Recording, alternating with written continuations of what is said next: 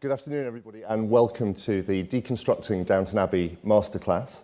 If you were hoping to see Martha Carney in this seat, I'm afraid you're out of luck this afternoon. Martha can't be with us this weekend. I'm Neil Midgley. I write about media for the Daily Telegraph.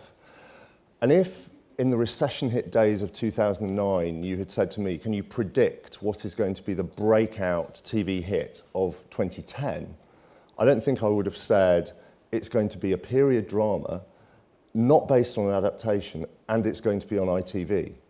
But as we know, that's precisely what happened. Downton Abbey 8 last year in the ratings. It was the highest rated new drama last year, the highest rated new drama for a number of years, I think. And we have on stage with us this afternoon some of the people who are behind that show. I am delighted to be joined on stage by, at the far end, Laura Mackie, who is Director of Drama at ITV, Gareth Neame, who is Executive Producer of Downton Abbey and Managing Director in the UK of NBC Universal International, Joanne Froggatt, who plays Anna in Downton, and of course, my Lord Fellows of West Stafford. That's Telegraph House style, by the way. He has allowed me to call him Julian for the remainder of the proceedings.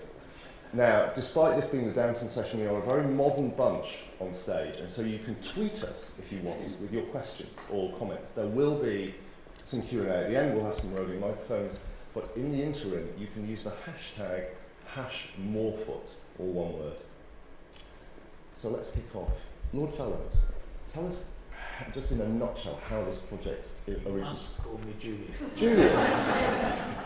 I know it's hard. It's not in my DNA. Julian, how did the project come about? The project came about because Gareth and I were actually trying to do something completely different. And we reached that point, which everyone reaches with certain ventures in their lives, when you know it's not going to happen.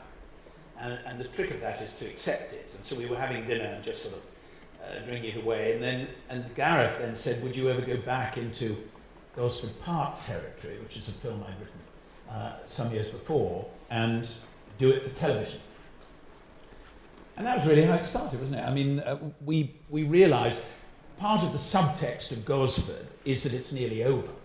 And it's set in the 30s, and the whole audience knows this way of life as a way of life lived generally. I mean, of course, there are still people who have butlers and cooks, and I think we have to remember that. But as a way of life that was lived the length of the island, it was going to come to an end after the Second World War. And that was a sort of ironic note underneath Gosford. But clearly, if you want a series to have some legs, you have to go back. And so we went back 20 years to 1912. Was there a particular reason, Gareth, why you chose that period just before the First World War? Well, it was the sort of obvious time. Like Julian was saying, Gosford was the end of an era. We were looking at a time where the country house and this sort of establishment was absolutely at the height of its powers before that. We really wanted, and it seemed like this was the most iconic period of country house. We wanted a time where the way of life was recognisable. I mean, these people weren't getting into carriages and spending 3 months planning a ball with 6 people, you know. They were living a more modern life, and they had a telephone they had started with electricity, they travelled in trains and cars. I think that was an important part of it. Laura, obviously the country house drama is a well-recognised part of British both films and television. Do you think the fact that this was set exactly when it was contributed to Downton's success? I think it did because, as Julian said, it was a recognisable era. And we've all seen other classic adaptations that are about carriages and balls, and I think it had a modernity to it. And one of the things that Gareth and I talked about early on is, even though it is a long time ago, we wanted the production to have a pace and energy that was akin to a contemporary series, and I think that was one of its great strengths and the reason that it sort of captured people. When Gareth came to you in the summer of 2009, when budgets were being slashed up and down British television, were you thinking at that point, do you know what, I really need an expensive, risky costume drama? That was exactly what was in my mind. No, I mean, obviously, I've been working with Gareth and Condell on a number of things, and our priority, very openly, was contemporary series. But when Gareth said that Julian had got a project he wanted to talk to us about, to be honest, you know, I couldn't wait to hear what it was, because we aren't, you know, awash with brilliant ideas for a returning series. And the minute that we started talking about it, I think the thing that struck me was the precision in Julian's mind about what the first series was and beyond. That's fascinating. We'll learn more about that. Obviously, at much the same time, and a lot of it has been said and written about this, the BBC announced the return of Upstairs, Downstairs. I don't want to dwell on it too much, but did it feel really good stuffing it up with the BBC? Not at all. I mean, I think the point you make about the time at which we started developing this, it was when the cold chill winter recession was blowing through, and I think every single person working in drama, wherever they were sitting, we felt very exposed and very concerned that an expensive genre was probably going to be, you know, coming under a lot of pressure, which it was. So, you know, I think, you know, it's great that both shows did well and were recommissioned. Of course, you never want something in the marketplace that is similar to something you're trying to raise co-production finance on. But in the end, I think it worked out fine. And was it important to get to air first, which you did, obviously? It wasn't really an issue because I think we were commissioned first, so we were sort of underway. We really knew nothing about Upstairs, Downstairs until you ran a piece about it in the Telegraph, and we were a couple of months underway by then. So they were. I think the press clearly they enjoyed the fact that there was an ITV and a BBC project happening. But actually, I don't think certainly I can only speak for our team. It wasn't really a concern. We just got on with what we were doing. And Laura, you touched upon the contemporaneity of some of the storylines, the fact that they are quite similar to things that we see on television already. It has been referred to as a posh soap opera. Does that make your blood run cold, Julian? I adore soap opera. No, it doesn't make my blood run cold at all. I think that you know, you can legitimately say that these sort of endless stories, which is what a soap opera is, a group of people to whom things keep happening until the audience doesn't want to see them anymore. And, you know, if that's what a soap opera is, then it doesn't bother me at all to be called a soap opera. I mean, I live for Coronation Street. I have no other guiding principle in my television watching.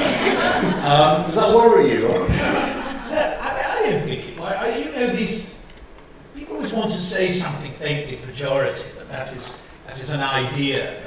Of course, any show. I mean, you could say Casualties a soap opera. You could say Law and Order's a soap opera. I mean, anything where you have an ongoing interest, NYPD Blue, West Wing, I mean, where does it end?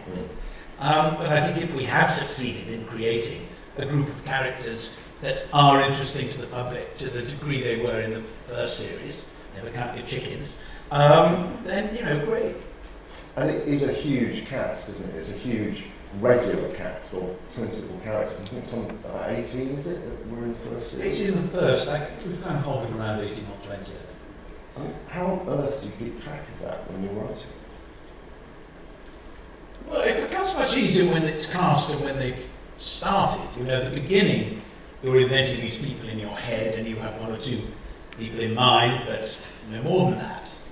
But then the actors come on board and you start writing for their performance and their voice, really. I mean, I hope. I mean, Joanne could tell you more about that, but I think it's the actor's addition that makes them more distinct, because then they become those people. What was your reason when you initially thought it? Because obviously Upstairs, Downstairs, for example, came back with a much smaller regular cast. Why did you want to have such a football team on the screen? You know, you always get asked these questions as if anything in your life is a sort of logical decision. I mean, I just sort of hurtle along, you know, without really planning anything. But I think we wanted to create a world. I think we were conscious of the fact that Upstairs, Downstairs, the original series, and obviously we didn't know anything about cinema at that point, had been a very confined London house. There was no estate, there was no village, there was no reality to the whole situation beyond the four walls of the house. And we wanted to explore the business of being a great landowner and having this sort of environment, having these responsibilities and having all these kind of interworked relationships with the local area and the And I mean, that takes quite a lot of people, you know, and we just wanted a kind of bigger idea of the world of Downton Abbey. Joanne, of course, you are one of those people. How did you first get involved? What were your thoughts when you first read the part? Well, my agent called me and said, right, we've got a script, it's written by Julian Fellows, and Dame Maggie Smith is attached to it. And I said, oh, I think that might be quite good. So I was like, great, okay. So literally just got sent the script, read it, and I could not put it down. Within the first 5 pages, I just wanted to read more and more and more. And it's rare, it's quite rare that you get a script that does that to you. And when you do, you think, right, I really want this job, I really want this one, because it's great, and I want to know what happens, so therefore hopefully other people will. And I just loved Anna, that's why I just loved her as a character. She's such a kind of kind but strong-willed, forward-thinking yet very traditional girl. And I was just the kind of person I'd like as a friend, and I just thought she's just so sweet. I just really wanted to play her, and yeah, so I was so excited by it.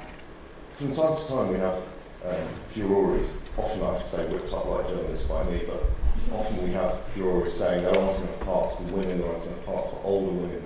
Is it nice to be in a show which clearly has so many strong female characters of all ages? Yeah, absolutely. I think what Jim Carter says, he says we're a little bit like a theatre company, because there's all ages. There's people that are just at the beginning of their careers. There's obviously people like Dame Maggie Smith and Jim Carter and Phyllis Logan and all these people that just have had these amazing careers. So it's really nice to see interesting characters across the board, I think, across the age ranges and for both sexes as well. And I think that's what hopefully people relate to as well, because they're real people, and there's a character in there for everybody, every viewer to relate to, whatever age you are or whatever sex you want to be. And Gareth and Joanne said that when she first read the script, she was told that it had Dame Maggie Smith attached to it. How did you manage that? I can't particularly remember, but I think clearly this is now, I think, the 3rd time that Julian has written a part for Maggie, and there is clearly an absolutely delicious simpatico between Julian's writing and Maggie's performance. I mean, it's absolute perfection, and I have to say that the new series is a delight from that point of view. So I think we pretty quickly, as soon as really Julian had invented that character, there wasn't really anyone else for it. It was completely written for her. I mean, of course, if someone else had played it, I'd lie about that. But the fact is that it was absolutely written for her. It went to her as a part that was greenlit and written for her. And, that's quite a powerful argument, I think. It's certainly, most actors would at least bother to read it if they knew it was going to be made and it was down for them. But she came on board pretty early on, didn't she? Because we all wanted her. There was no sort of discussion. We all would be thrilled to get her. So I think we'd like to. I think within that first script, she would, as you said, the experience of an actor being sent, and one imagines, that Maggie received lots of scripts. To read just the first few scenes that were in the first episode, where you have metaphor upon metaphor, and subtext and characters, and pretty much every scene with her having the last line. So it must be a pretty attractive read. Certainly the last laugh. Yeah. Part of that subtext, of course, or something that was largely unspoken for most of the first series, was Anna's love story with Mr. Bates. How was that play? Brendan Coyle, that plays Mr. Bates, and I absolutely love playing our scenes. Julian knows that we always get very excited about our scenes when we get them through, like, right, what are we doing now? Because as an actor, it's just so interesting to be given this story, but also you've got all this freedom to do your own thing with it as well, because what you're saying is not actually what you're saying to each other. And within those constraints, you can develop this relationship, and also we've got to develop the relationship really, really slowly as well, which doesn't happen very often in drama, because there's not the screen time to do that. And also, obviously, with the constraints of the period, I just think it's so much more romantic than a kind of love story that happens very quickly in a modern day thing, because there's all these things, the unspoken things that that can't be said. I think one of the things which that shows actually that I think we did get right is that if this show had been made in the 50s, the family would have been very gracious, charming and elegant, and the servants would all have been comedic. And if it had been made in the 90s, the servants would all have been gallant and downtrodden, and the family would be a mendacious bunch of slimes. But we haven't done either of those. They are treated completely equally dramatically right through the cast. And the love story between Anna and Mr. Bates is no more or less seriously dramatised than that between Mary and Matthew.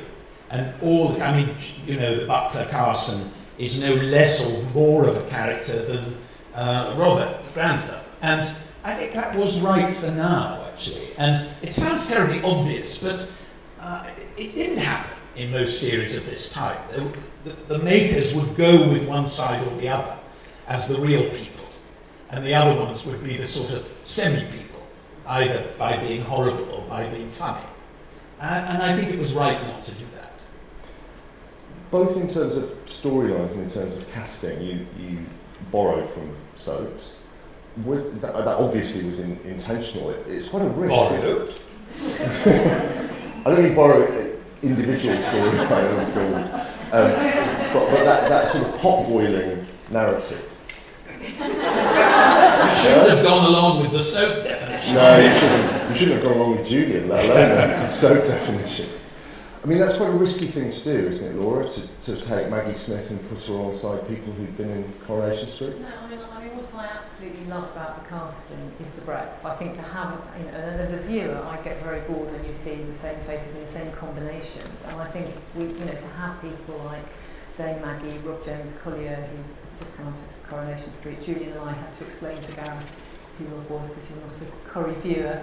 And then to have someone like Sophie McShearer, who was, I think it was virtually her first job. So I think what you want is you want appropriate casting. You want people who are absolutely perfect for the part. There were people who Julian had in mind for some of the roles, obviously Maggie was one, and others where we looked very widely and then all, but we were all pretty agreed on the direction the casting went. We didn't want it to be just familiar faces. We didn't just want it to be just, out of reach actors, and I think we achieved a really good balance. I think the other thing that's made that, that casting process come together so well is that, a kind of combination of what we had on paper in the first place, which was the intense level of understanding that Julian had about all 18 or 20% of those characters, and he really, really knew who those characters. They weren't really sort of, obviously the things develop once you actually start filming it and you have actors playing the characters, and you get that wonderful sort of cross-fertilisation between actor and character. But to begin with, we just had what was on a piece of paper in Julian's head. And as we were bringing all of the actors on board, of course the other great thing about this is, with pretty much every show that anyone makes, you will have some people who want to be in it and some people who don't want to be in it. You will, 9 times out of 10, you will not get your first choice. You will not even get your third or fourth choice. So very often, the casting of a series will come together in a slightly sort of vague way, and you'll not end up where you thought you would get. But that just didn't happen with it at all. It's pretty much anyone that we went to with the show wanted to be in it. So it really allows you to look at the whole palace of the cast in one, in as a whole, which you don't usually get to do you? So, by the by, that unlike the modern technology in Downton telephone, my laptop has completely failed. This web page is not available this time. The server at twitter.com can't be found. So if you're trying to tweet me to have some impact in this session, it ain't going to work. Let's think a little bit about the writing in more detail, because obviously the story just clips along, doesn't it? Every episode, there's an awful lot of plot. Well, there's a lot of plots. I think that is a modern thing. That in 20, 30 years ago, it was more usual to have a kind of single narrative, linear episode, and the whole episode would be about whether or not Captain Thomas was, whatever. And in those days, they're wonderful to watch, and I'm not anti anything, but you could, to a certain extent, go out and sort of make your lunch, come back, and not miss anything terribly difficult. But the American television has changed that, and NYPD Blue and West Wing and things which we've talked about have sort of brought us on to this multi-action, multi-strand, that you have big plots that go right through the series, you have plots that are resolved within one episode, you have other ones that only consist of 2 or 3 scenes, and they're all plaited up together. So if you are enjoying the show, you have to keep watching, you have to concentrate. And I think that seems to suit the modern audience better. And so, although of course this is a period drama, and inevitably is compared to other popular period dramas, and of course like Saga or whatever, Jewel in the Crown and so on, in fact, it's nearer shows like West Wing in its construction, which I think, although probably an entirely accidental choice, was nevertheless the right one. There used to be a bloke called Simon Shapps who ran ITV, and he once said to me in an interview that he wanted dramas that had individual narratives in each episode, because obviously they can be repeated out, people can watch them out of sync and they can be exported and all the rest of it. Was it a tough choice for you, Laura, knowing that this was going to be a watch which people would have to stick with week in, week out?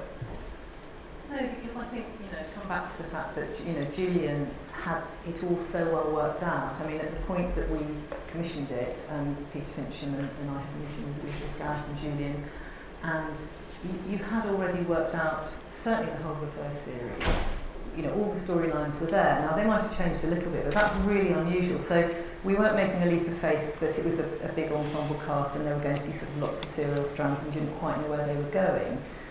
We knew that Julian had, tons of story with lots of cliffhangers, and he understood that, we needed to keep the audience, that we needed to give them enough hooks to keep watching. So it didn't worry me that it was heavily serialised. That was the story he wanted to tell.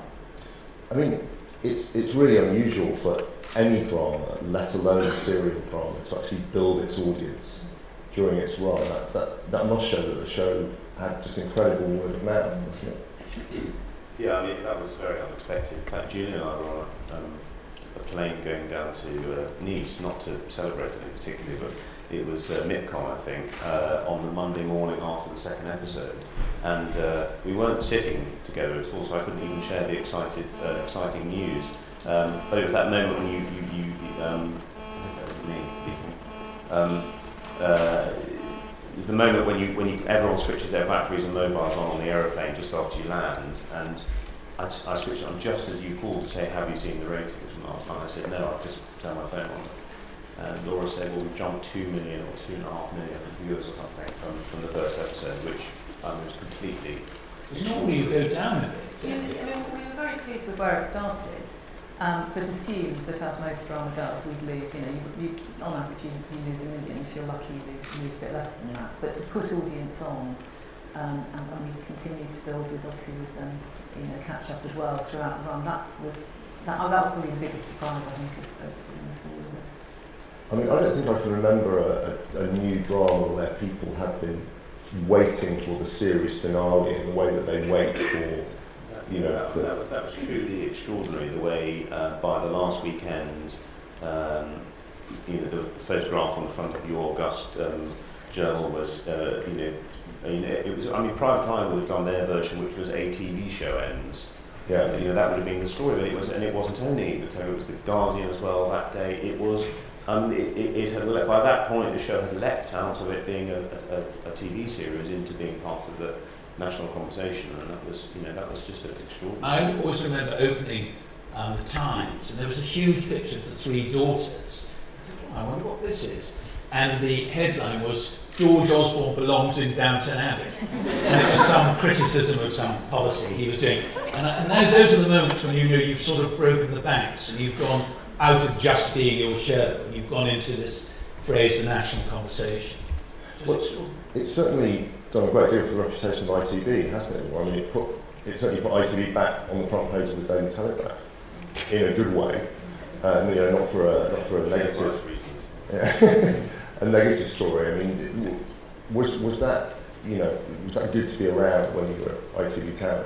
Yes, I mean, it was an amazing thing to happen, and certainly none of us expected that. I remember Peter saying to me just before it went out, I just hope everyone loves it as much as we do, and that's all you can do. I mean, I loved the idea from when Julian and Gareth pitched it. It was then developed and made with great care, and I think the marketing and publicity was brilliant. It positioned it very well. We had a very good slot, but beyond that, there's nothing you can do other than hope people really love it. And I think, yes, it was. I think the fact it was on ITV, and perhaps we certainly weren't as known for period drama as the BBC. I think it stood out. But no, of course, it was wonderful.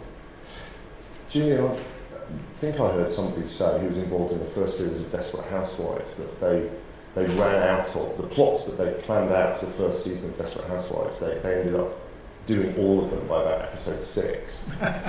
Did you find, was there a temptation to do violence to your multi-season plan? I think Laura's right. I think we had worked out the first series in a certain amount of detail, actually. I mean, there's always also little plots, that come in afterwards, but the main, I hate the word journey, but the main sort of journey of each of the principles where they were going to be by the end of the series, I think we had decided all that. And so you have a sort of reference point there. No, I think we were quite prepared. You can say that, can't you? No, I mean, and that is quite rare in drama. I mean, it's very unusual to know what's going to happen in the final episode, never mind season 2. And, we're very lucky that Julian is a very fast writer and rewriter. I mean, I think we wouldn't have got through it if he hadn't been. But no, very little change. I mean, small things change, but I can't think of any other series I've worked on where it was all really there in the blueprint from the moment you pitched it. And in the detail of the writing, I remember thinking when I was watching the show that when you watch a scene, particularly downstairs, say it's in the kitchen, and there's people preparing a meal and goodness knows what while the dialogue is going on, quite a lot of the story that you're seeing and taking in isn't actually being spoken. I mean, did you write down all the stuff that was happening? Yes, I mean, I write down quite a lot of this stuff, but I think there's two things. The one, which Joe touched on, is that one thing about the way I write, it always sounds incredibly pretentious, actually, this sort of thing, but the scene is never what they're saying. What the scene is about is never what they're saying. It's about something else. And the other thing, which is always true in this kind of drama, the actors have to take responsibility for their own stories, because the actual scenes about their story, they're probably 3 or 4, but they're in 12 scenes, and they are responsible for taking their own emotional narrative or whatever's going on through those scenes that are about something else completely.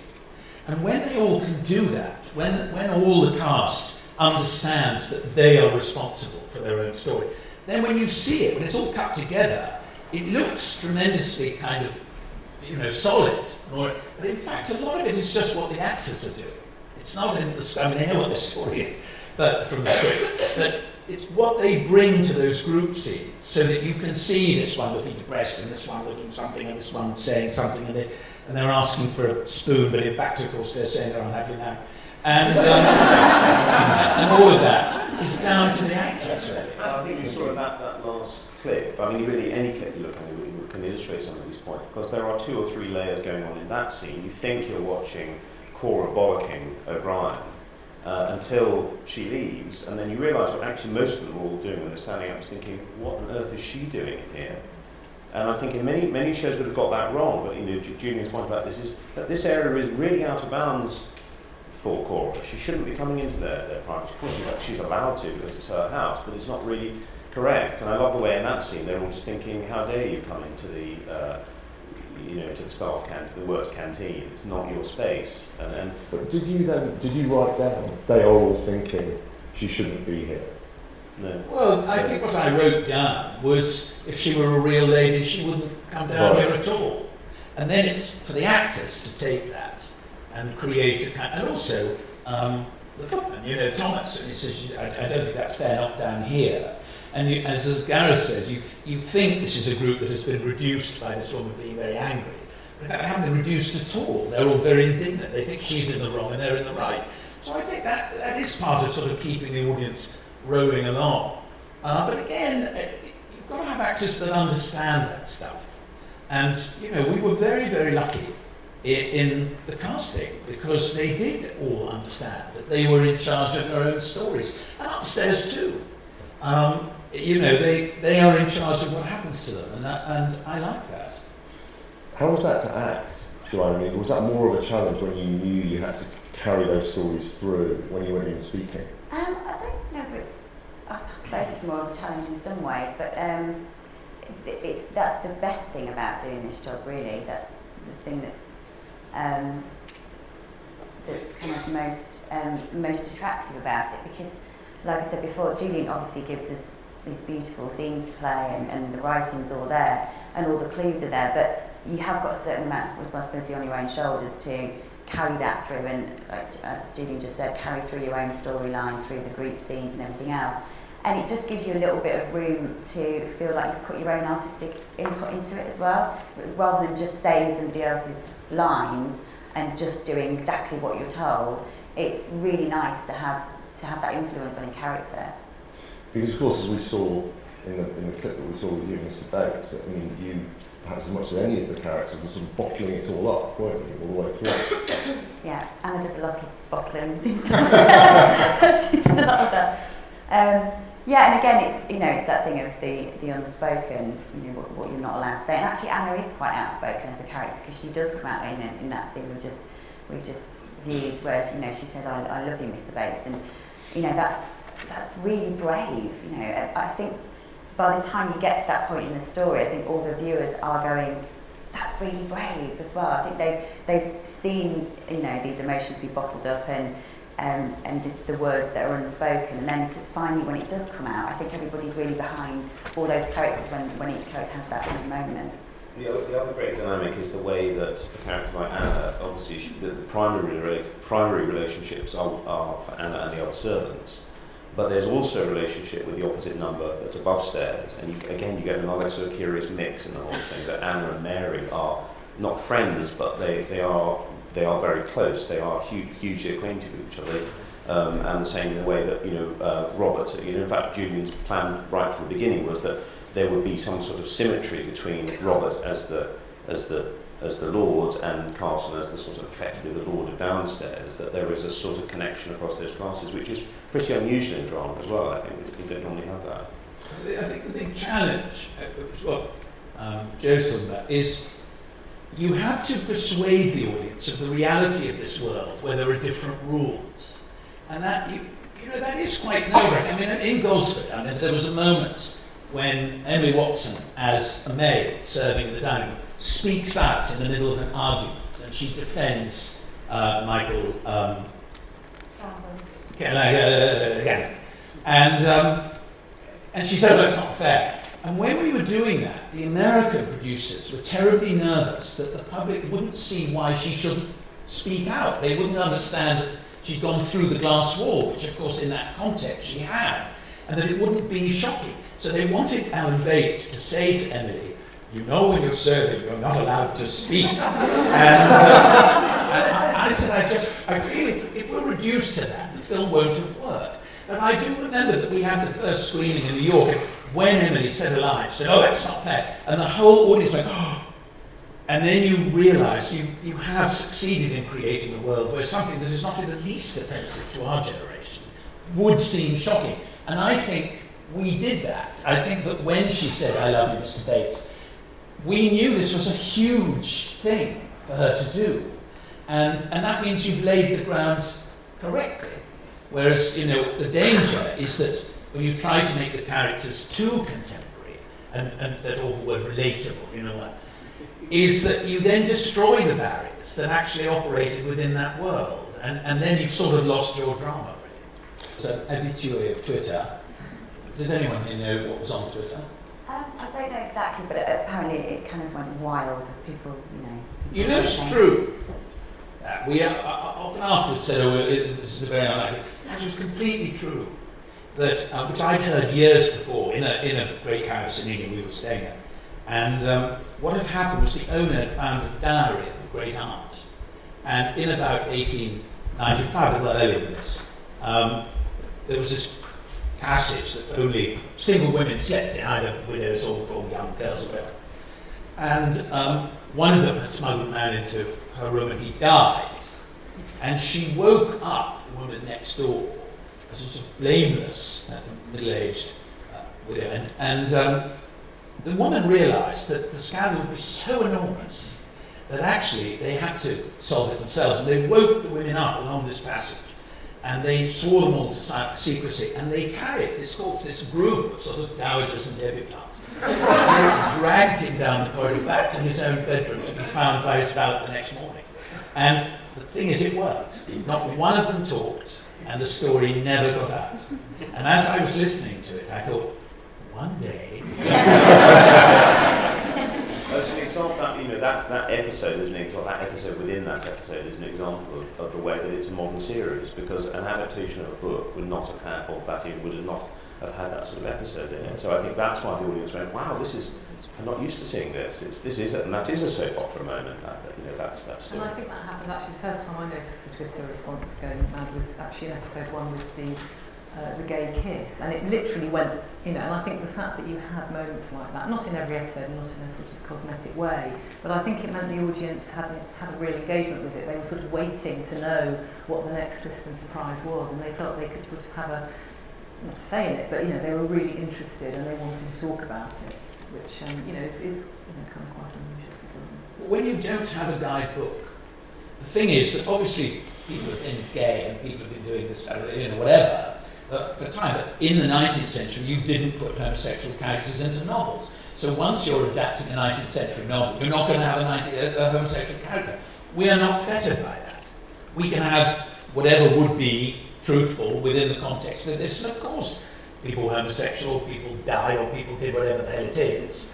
And as long as we don't break our own truth, we can do what we like. Downton was scheduled immediately after the X Factor. Was that a good thing? Clearly, yes. No, I think it was a great. We knew we were going to inherit a big audience from the X Factor. It's one of the biggest, inheritances you can get. But on paper, it could look a bit of a handbrake turn in terms of scheduling because they were very different shows. But I think actually it was rather brilliant because although they were very different, they both looked fantastic, looked expensive. The sort of contemporary nature of Julian storytelling meant that even though it was a period drama, it didn't feel sort of fusty. So the audience could watch the X Factor, enjoy the X Factor, and then tune in for Downton. And actually, again on Twitter, quite quickly people started talking about their Sunday night viewing and bracketing the two together. So it was a brilliant inheritance, but we wouldn't have got the figures we got if the show hadn't been good. You can get them there for night one, but they won't hang around if they don't like what they get. That's obviously a risk, isn't it? When you schedule something new immediately after something that you know is going to be a huge inheritance for. You're very exposed if it doesn't work. You can't blame it on the previous show. No. Julia, were you ever tempted to make this show for the BBC? Because people say it doesn't feel like an ITV show. I'll say that, but Brideshead was ITV, Jewel in the Crown was ITV. Upstairs Downstairs was ITV before its recent reincarnation. I personally, I say it's safe. The BBC, a marvellous institution in every way that we must cherish. But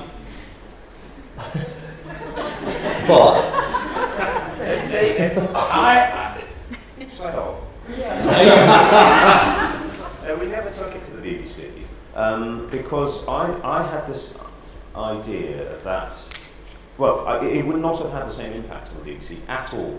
People would have said, thank goodness for the BBC, that's what Downton's what I pay my licence fee for. People would have just said, I expect it to be there and I'm really delighted that it's there, but it wouldn't have surprised people in the way that it did. I always saw it as being such a mainstream 9 o'clock broad event. Really, it was sort of wishful thinking to think that it could be at 9 o'clock after the X Factor, because I really thought that combination was the way to go, and it worked perfectly. But it was the surprise. It was the fact that people came to the show who would not normally watch it. It wasn't just a sort of 6 or 7 million die-hard fanatic sort of core costume drama audience. This was broad because of where it sat, and that was really that was the reason why we took it twice. But I think the other thing, which I will say, is that this wouldn't have been the show that went out if it had been made by the BBC. They are much more interventionist, and Laura and Peter and Sally were tremendously rewarding for us to work for, because they wanted us to make our show. It's good. And I think that made a complete difference to the way we all felt about it and how it got made. And that would not have happened BBC. So I raised a flag for Edinburgh. In that very first episode, there were, quite close to the beginning, there was that amazing shot that went through the house as they were preparing, as the servants were preparing the house to sort of open it up for the day. I mean, that was an incredible piece of filmmaking that you don't normally see in any kind of drama, because obviously it's so difficult to do. I heard that it took a whole day to shoot that. Probably, yes. That one shot. Was that intentional to put something so grabbing so soon in the first episode? Well, that's very much down to Brian Percival, who directed the first episode, whose brief from the script and the brief from me and Julian and Liz Troubridge, our producer, was to introduce Downton as the principal character of the piece. And that is the device that he found to do it. So I think he does two jobs. It introduces the principal character, and it also demonstrates the pace of storytelling, the pace, the movement, and the whole style of the production that was to follow. And it came in the first minute, and hopefully it sent a very big signal about what the production and storytelling style was going to do all the way through. But it's very much down to Brian, isn't it? Yeah. We were absolutely thrilled when the rushes came through with that shot. Just to echo your comment about the BBC, we've got a tweet, finally, from Deborah Dunnett, who says it's ironic that we're having a Downton Abbey masterclass in a country that's national broadcaster refused to screen it. Still angry. So. Let's move on to season 2, because obviously that's coming up in just a few weeks' time. We're going to see a trailer in a minute. What can we expect from you, Joanna, in series 2? Well, it's turbulent for Anna, series 2. I was just saying to Julian earlier, actually, we had a cast and crew screening of the first episode recently, so that's all we've seen. But as a cast, we were all absolutely blown away by the first episode. Because obviously we're midway through World War I, then that's when the series starts. Naturally that obviously brings in a lot more drama, a lot more heartache, but also it's still got a great humour to it as well. And there's just so many highs and lows in it. I think Julian's really surpassed himself writing the second series, and all the characters just have a really exciting journey to go on. Anna and Bates especially, but everybody. There's so many stories that you just really lock into, and I think hopefully people will feel the same, because we're very excited by it. Right, let's take a few questions from the floor. We do have some roving microphones. If you could do us the courtesy of saying who you are and who you represent. You stand here. Is there a microphone? I'll share. Matt Hayes from BBC Worldwide. Question for Gareth. Given how important the end of an era theme is to the series, are you not sweating that you've let Julian take you into World War I in series 2? Are you not tempted to hold World War I back until series 9? I was thinking good question. I think the series you have to really use use a military metaphor, and use all your ammunition up front, because you just never know how long you're going to be there for. And I think you'll always reinvent things, and new things will come along. The main thing is and that clip doesn't really demonstrate it, but I think we've embraced the fact that the stakes of the second series are much, much bigger, inevitably, in a sort of in a war situation, and that gives us a whole raft of new stories that we couldn't have done in the first series, and wouldn't apply as the show goes on beyond it. But I think we've really embraced, all of us, the fact there are some quite big changes in the second series, and yet I think we've managed to get that balance where it still feels absolutely like Downton, the same Downton, but with a different range of stories. Who's next? Don't be shy. Robin.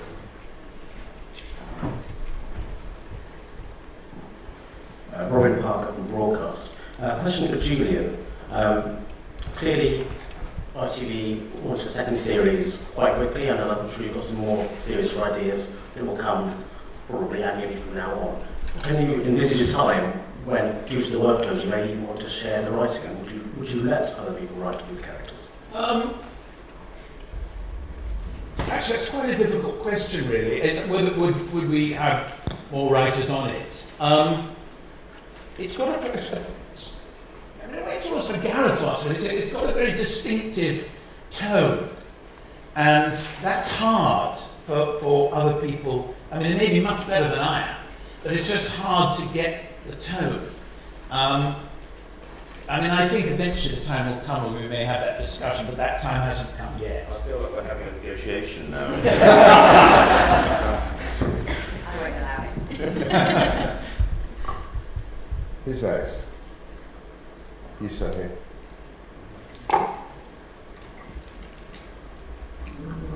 Dick Philly from the BFI. You talked about the impact over here, but can you tell us about its US reception? I thought it would have the usual sort of modest PBS, the usual Anglophiles would love it, but it's been absolutely, it's been enormous. The audiences similar in size in the US, albeit a far more populous country, but it's, I think, been the biggest hit on public television for many, many years. So, and it's hugely loved over there, and obviously we've been evidenced by a huge number of Emmy nominations that the show has got. So it's really big over there. And everywhere, and I think that's the sort of surprising thing. Even countries you would say, you expect it to do well, but it's really kind of across the board done very, very well. And Gareth and Laura, is that an important thing when you're looking forward to funding a show like this to begin with? Because obviously it's said to be a very expensive show, I know the budget's never discussed openly. Is it important to get people from PBS or from Spanish television on board right at the outset? I mean, when we first talked about it, Gareth said, give us your best price. And he had a rough idea what that would be, but he was very realistic, the climate we were in, and we knew it had to look good. I would rather not have commissioned it than feel we couldn't make it properly. But we gave Gareth our best tariff, and he then had the task of raising the rest of the funding.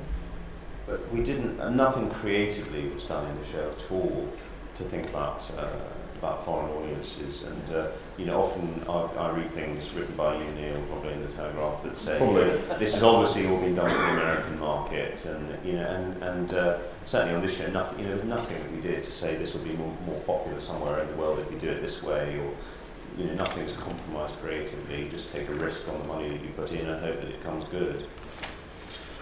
Any more questions on the floor? Sir?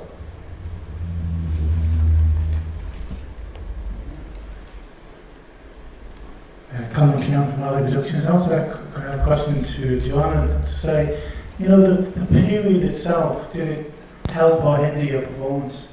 Were there times when you think, I wish this bloody thing wasn't period, let me hair down and swear or something? No, it doesn't do either really, because you're playing that particular character. So, for me, playing Anna, Anna is in this world and she is of this world, and that's part of what makes her. The fact that she doesn't swear, and she's not allowed to have her hair down or wear the nice clothes, although I'd quite like to. But so I think it all helps to inform the performance actually, because of the period and the constraints of that. So I enjoy it actually because it's different. I enjoy doing things that are different from the previous job, and a previous thing I did before this was playing a soldier. So you can get more diverse really, and that's what's fun about being an actress. So. Nicola Methven back there.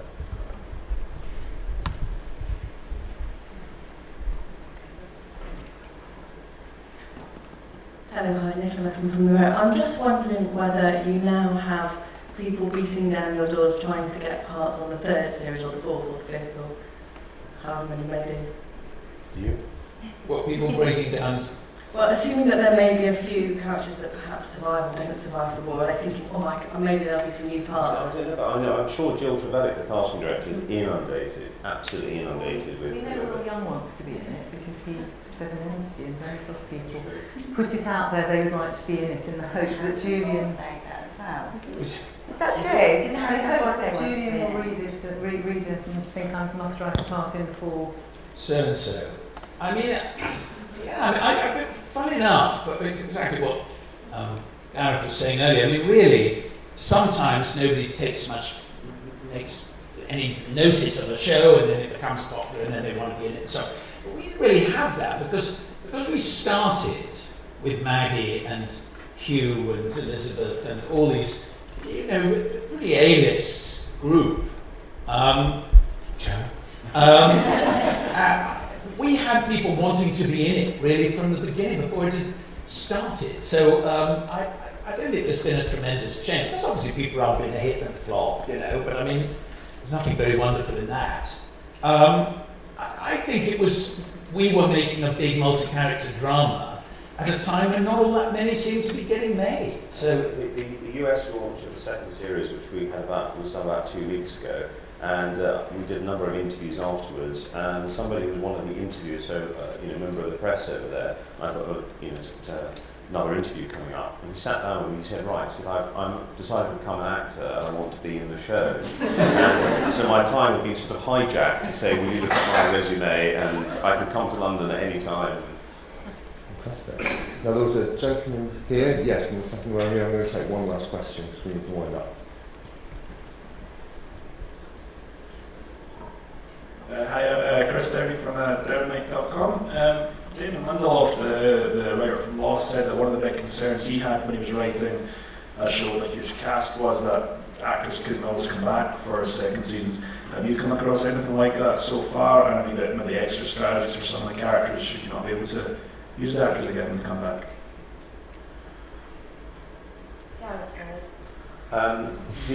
Obviously when we cast the show, everyone makes a commitment to stay with the show. So you have to go forward with a plan to know that everyone's in it together. But I think in the future, the great thing about big ensemble shows like this is that characters do come and go. We've introduced new characters in the second series, and that is part of the joy of these things, that I don't think you want to watch the same 20 characters for the next 17 years, which is obviously how long we're going to be making the show for. And a sort of rebirth every year is a really positive thing about this kind of drama. So, sometimes you want to keep people who want to go, and sometimes people want to stay that you don't really want to keep. But you just sort of manage your way through it. And Julian is so inventive about how to deploy all these different characters. It's really part of the fun of the thing, I mean, isn't it? Yeah. I mean, there's a sort of evolutionary thing in any series. I mean, sometimes because it's very extreme. You remember that series Peak Practice, when after about 4 years, the only thing that was the same was the peaks. Everyone else had gone. Which I think is a bit of a shame. I think it's nice if you can keep a kind of core going through, believably. But as Gareth says, either you come to the end of the character, or they want to get on. You're an actor, you've got to build your career, particularly the young ones. They have to go at the time they think is right. I'm sure sometimes they regret it, but it doesn't matter. You can't blame actors for wanting to keep moving. So we have to be reasonably flexible as to what happens next. That's part of it, I think. I think that's a great moment on which to finish. If you have been trying to tweet, I'm afraid I've now broken 2 computers. I've managed to stab my way to Justin Bieber's Twitter feed somehow on this network, so I'm sorry about that. My panel have been Laura Mackey, Gareth Neame, Joanne Foggett, and Lord Fellows.